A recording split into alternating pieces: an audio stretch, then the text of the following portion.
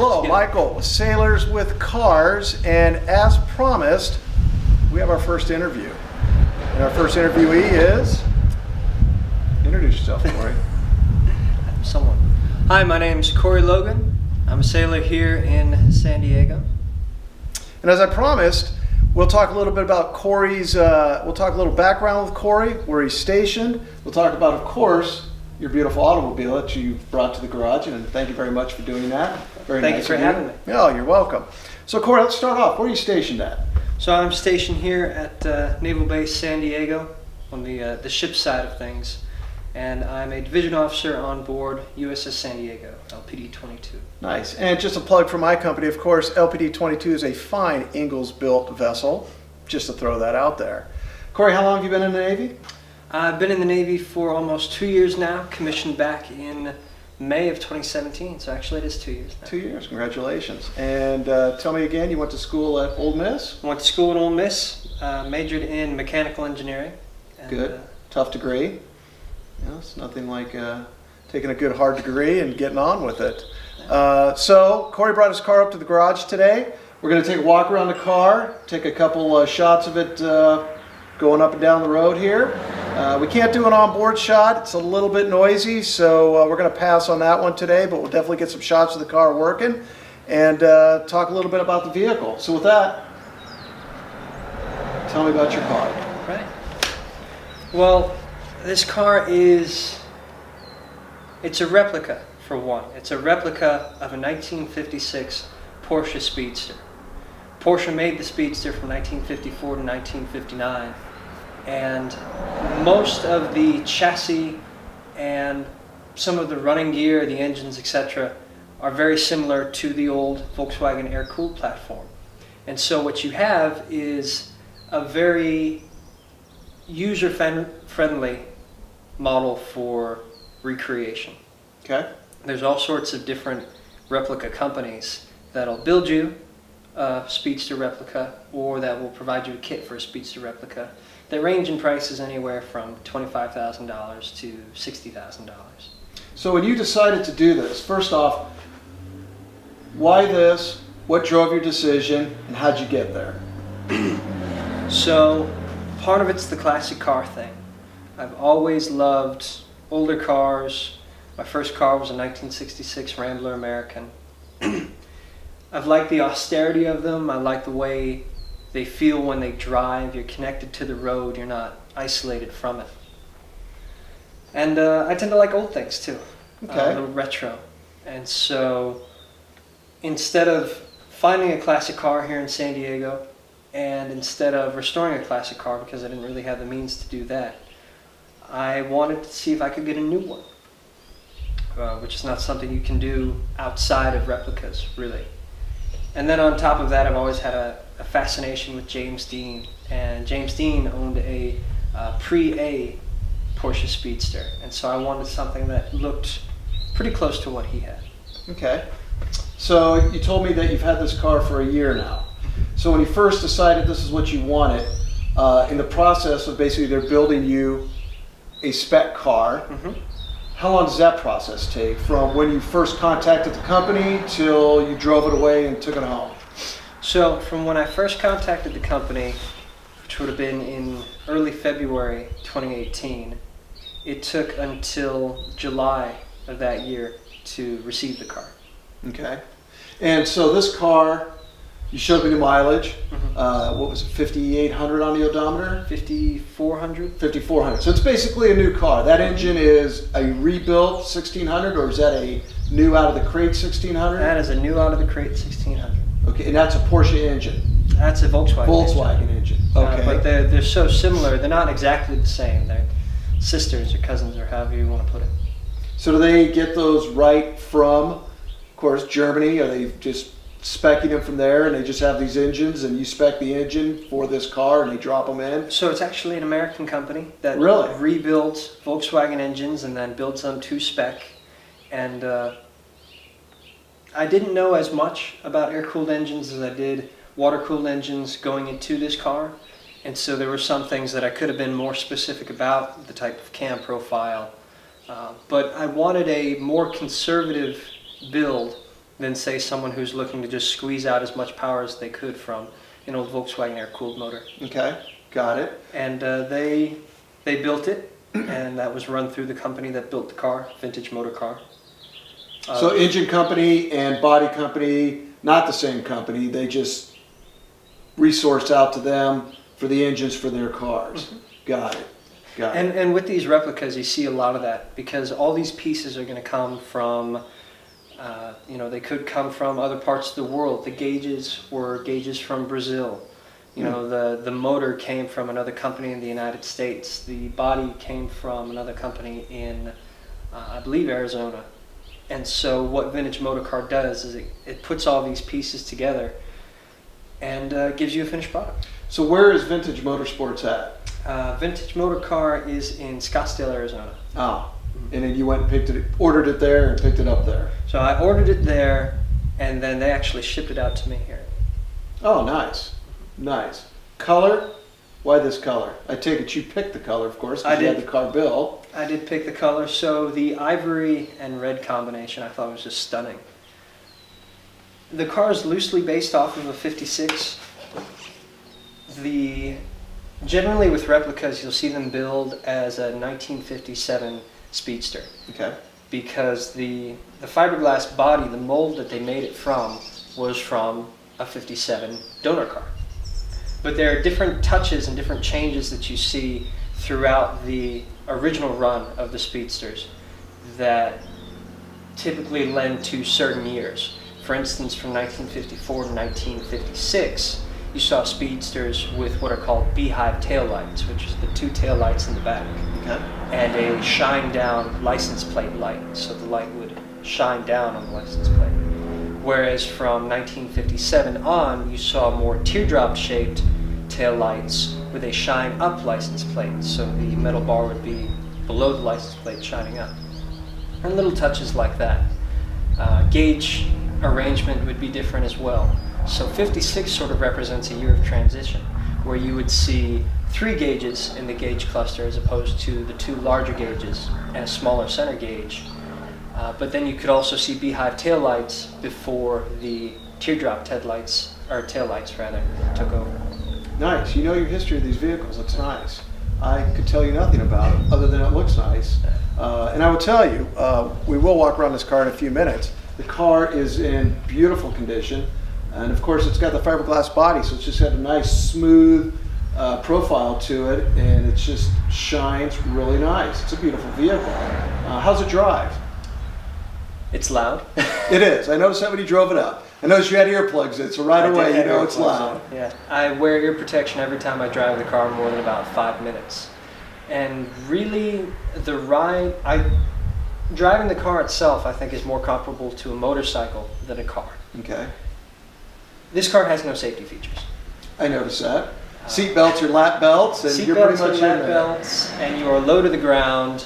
And this is fiberglass on a steel chassis. And so you have to respect the car as something that, if you get into an accident, you'll probably get very hurt. So going into that, there's a responsible way to drive it, and between the noise and being aware of your surroundings, you just have to be very cautious. Sure. Other than that, it's a very smooth ride. More comfortable, actually, than I was expecting. Yeah, I was wondering, it looks pretty, I thought it'd be kind of a tight sprung because it's so low to the ground, but... And it is, and you feel the bumps for sure, but if you're on good road, it's very smooth. Well, that's hard to find here in California, but that's a whole other story. So you tell me you daily drive this every day down to Naval Station? I do. This is my only car. It's my only vehicle. Obviously, Southern California, you kind of need a car to get around. And so I'll drive this every day. I have about a 15-minute commute to work. And anywhere else I want to go, this car takes me there. And you've never had any problems on base, door dings, nobody messing with it? No. Sailors are usually pretty good about not messing with other people's cars. What's been nice about this car is, I think, because it is so stunning and different, not something you see every day, people, if I had to assume, sort of revere it, at least in the sense that they're not going to mess with it. They see it and they're like, oh, that's very nice. But be careful when I park next to it. Yeah. Yeah, exactly. Which I really appreciate. I'm glad people have respected it. Yeah. So we said it's got the 1600 cc engine in it, and we'll take a look at that when we walk around. We took a quick look at it before we did the video. I'd forgotten how small a 1600 cc engine is. My brother and I had a 70 Bug with a 1600 in it with the oil air cleaner on it, complete piece of crap, and it would fall off and dump oil everywhere. But you've got the regular air cleaners on it, 2 of them I noticed, so that's a lot better setup. And you're not driving dirt roads, which when you use oil for filtering in dirt roads, it's just not a great combination. Leaves quite a mess. The red interior, love that. I love that red interior. When we walk around the car, we'll key on that some more. So with that, let's walk around the car.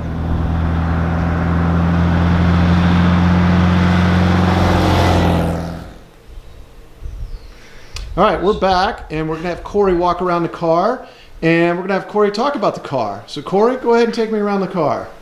What people usually first notice about the car is just how it looks. Between the color, I usually get a lot of comments on the ivory color and the red interior, but just the way that it looks like an upside down bathtub and the smooth lines, and it's very jelly bean shaped. But that's usually the first thing people notice about the car.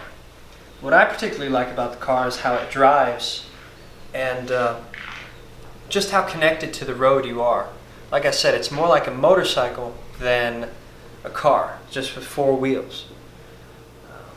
So we're looking at the interior here. Sorry to interrupt you, but I just have to point out again, like you say, the red on the, and correct me, this is pearl white. Is that what this is? Porsche calls it ivory. Ivory, sorry. Of course Porsche calls it ivory. But that in a combination of that color, the red, the seats. So we were talking about safety and driving and how you have to watch your P's and Q's when you're driving it. So everybody gets a view of, yeah, you've got a lap belt, and basically you're sitting on the floorboard, and no airbags, no shoulder belts, and you're one with the car at that point. Do you ever worry about, sorry as I ask random questions, anybody hitting it? What's the deal? So I get that it's all fiberglass, and I understand like a boat. That's a tough thing. So how's insurance work on this? Is the insurance company? So it's a value, I forget what they're called, the stated value policy for insurance. Okay. I essentially tell the insurance, this is my car, I believe it's worth $40,000, this is my record, insure me for that. And you pay for the coverage for that. I do. So if you ever got hit, it would basically crack whatever it hit. Really, any impact to the body would probably total the car. Well, that's a chance. That's a hell of a thing when you're driving a car every day for a daily driver. It is. Yeah, I wouldn't want to be thinking about that. Okay. Well, that's a big thing with this car. I don't drive this car to feel safe. You know, if I did, I would have bought a Toyota or something else. You know, a new car that wasn't not even just a 60-year-old that had shoulder belts.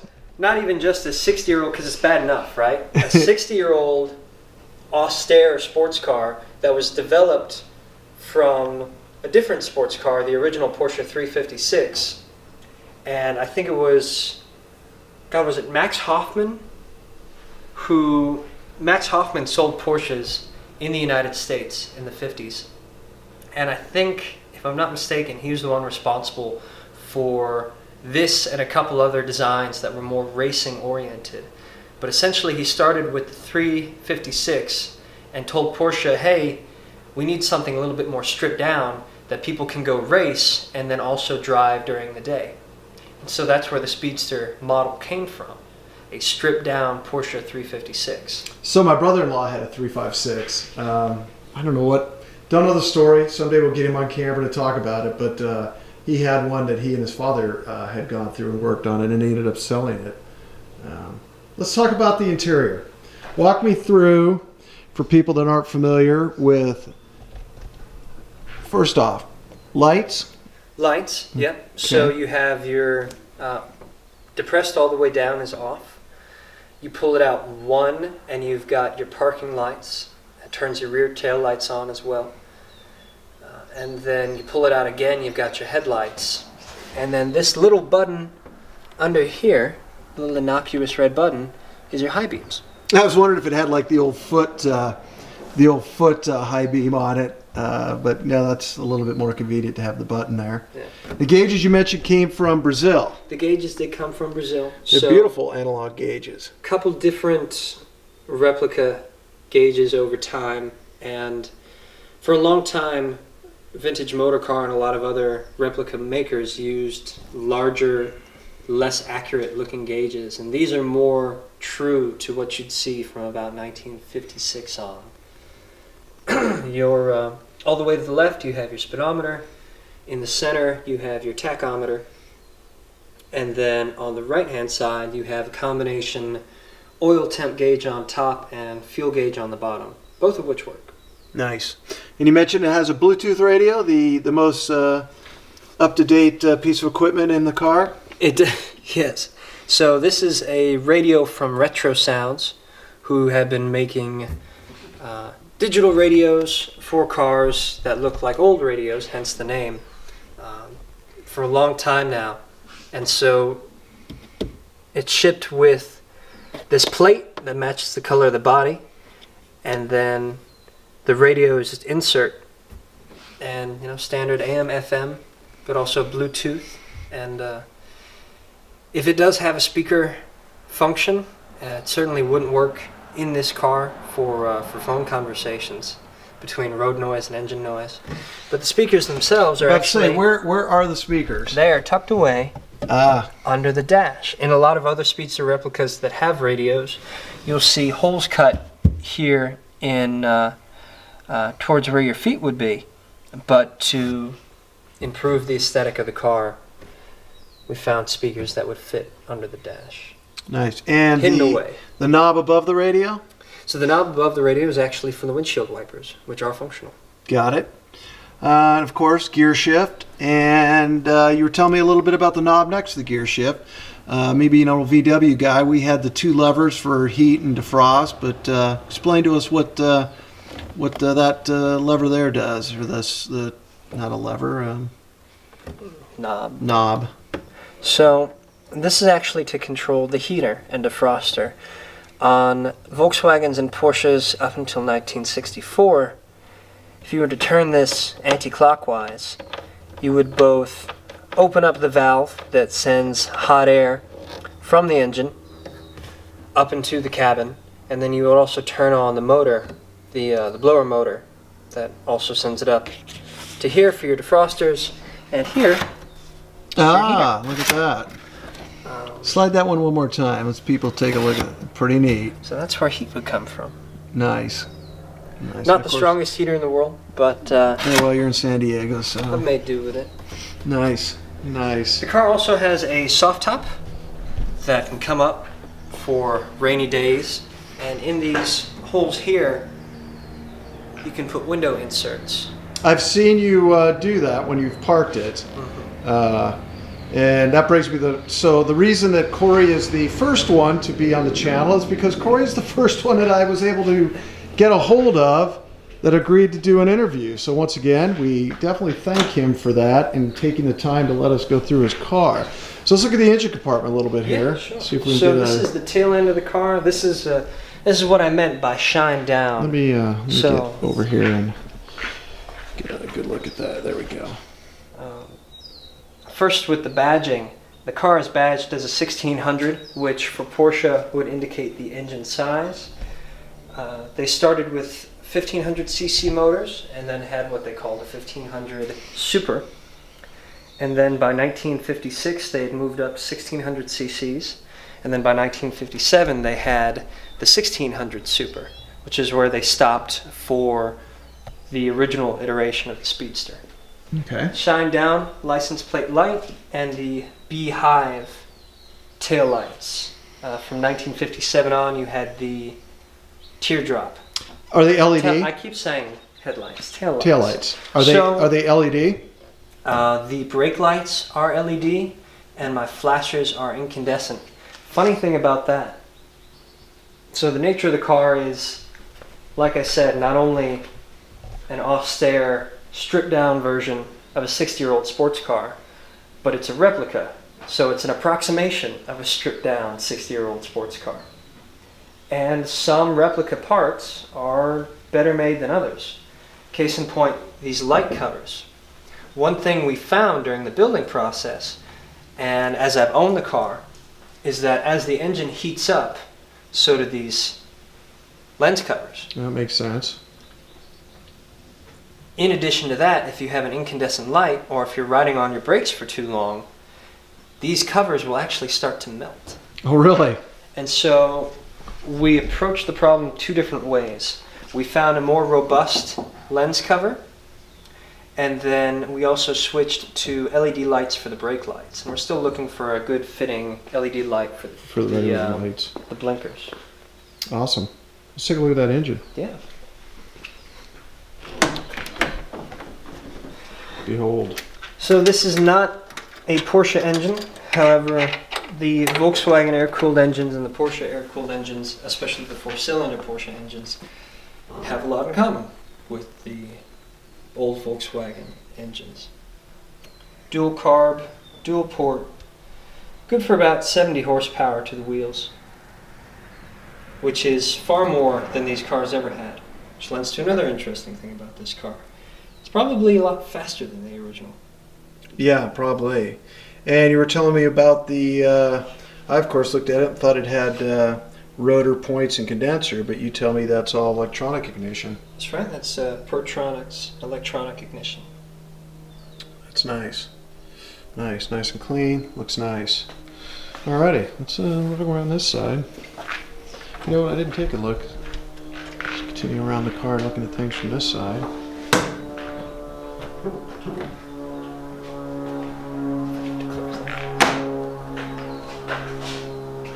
So,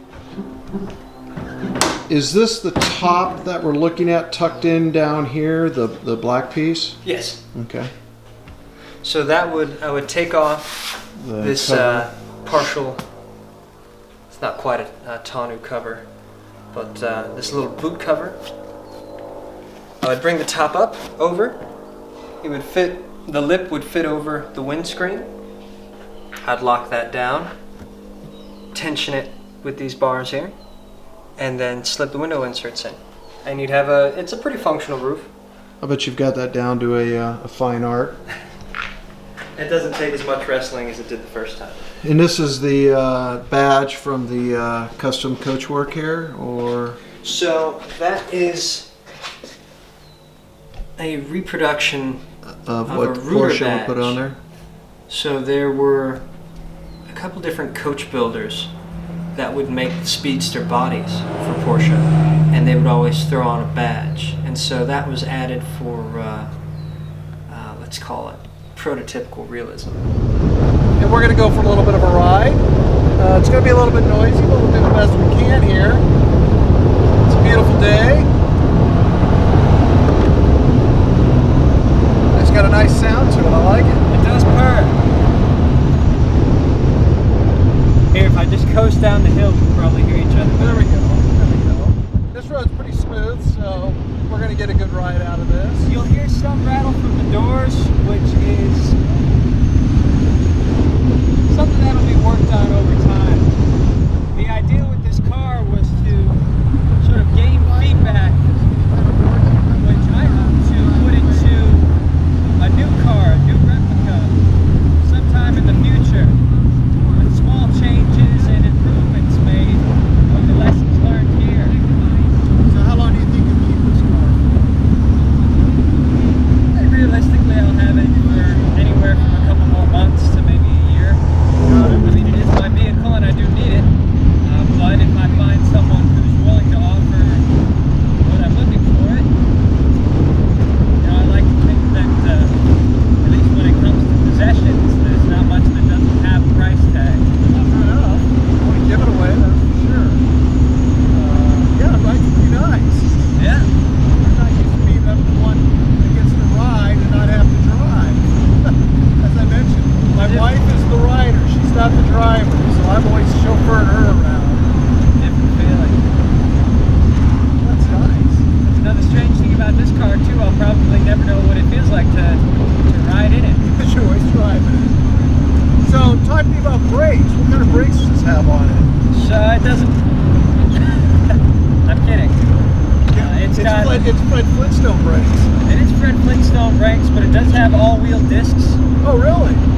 which was one modification that we decided to make as opposed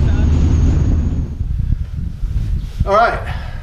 Michael with Sailors with Cars, along with Corey, who's nice enough to join us this afternoon, and we had a nice ride and view and discussion of the Speedster. Corey, thanks for coming up. I really appreciate it. Thanks, man. You know, first guy. And as I promised, the official Sailors with Cars hats, come do an interview with me. As I promised, we would have somebody to interview, and I'm looking forward to the next person. So, Corey, that's for you. Thank you. Give you a fine Sailor with Cars cover. Cover, as we say in the Navy, hat for everybody else. But come on out. SailorsWithCars.com. Sailors with Cars on YouTube, Facebook, Instagram, Twitter. It's there. Check out the website. Thanks for watching. Corey, thanks again for coming. Have a great day, everyone.